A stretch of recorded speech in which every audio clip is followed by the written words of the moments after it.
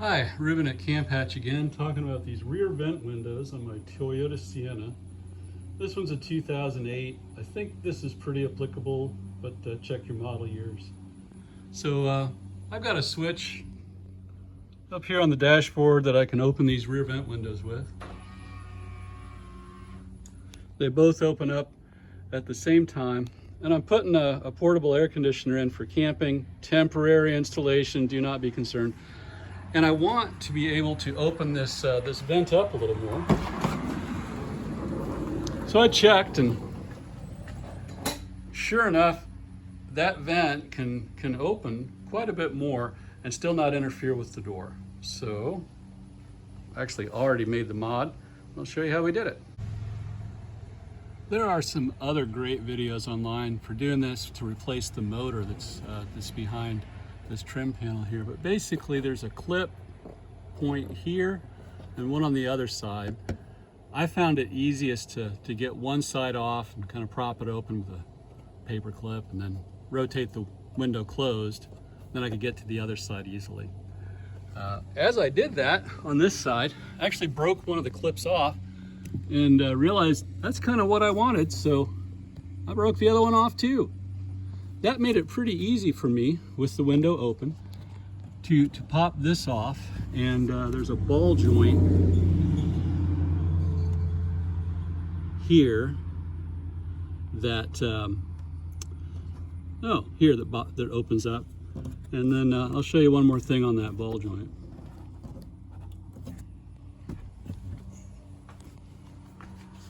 I actually like to do this from out here. Camera's probably going to be yeah, but it just slides off of that shaft because I've taken the two detent tabs off, and then the ball joint pops out. And then the other thing I did was in this guy right here, there was a metal spring poking out the two ends of it here, and I grabbed it from the other side with a pair of pliers and pulled it out, and I've got it stored if I ever want to put it back in. That holds the ball in a little bit, but there is enough, and just enough here,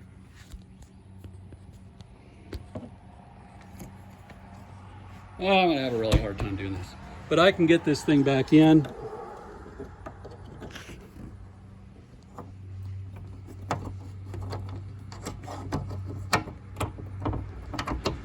There is a slot that only lets that go that far one way, and then I'll reach in and I'll line that up. Oh boy, I need to get a cameraman. And I push the ball into its socket. Now, I don't use these going down the road, or I might want that spring back in there or rig something that holds it together, but I only plan to open these up when I'm stopped. I've ran this in and out quite a few times, and it seems to be good. And there we go. But with that off, pop it off again. With that off, I can actually open my window up quite a ways. I'll probably eventually build a piece of flat stock that kind of holds it out, from the ball to the connector to its rod. The distance I want. You don't want to open it up as far as it will go. And while it's open, I like to watch in here with my hand on the handle to stop it if it's going to hit that window. Whoo, made it. And with the door open, then it's really easy to see.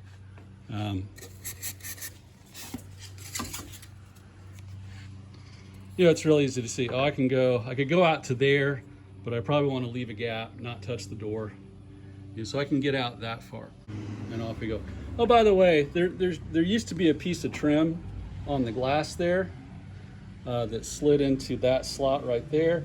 It kept coming unglued part way and flipping down, so if you opened the vent, it didn't want to close again without somebody feeding that piece back in.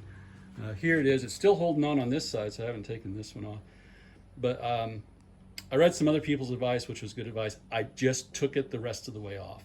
And that's actually going to make this work better for my vent here, because I'll be pulling cool air from the bottom. So I really don't want that in the way so much. So yeah, you can just take that piece off if it's giving you trouble. Till next time, camp hatch.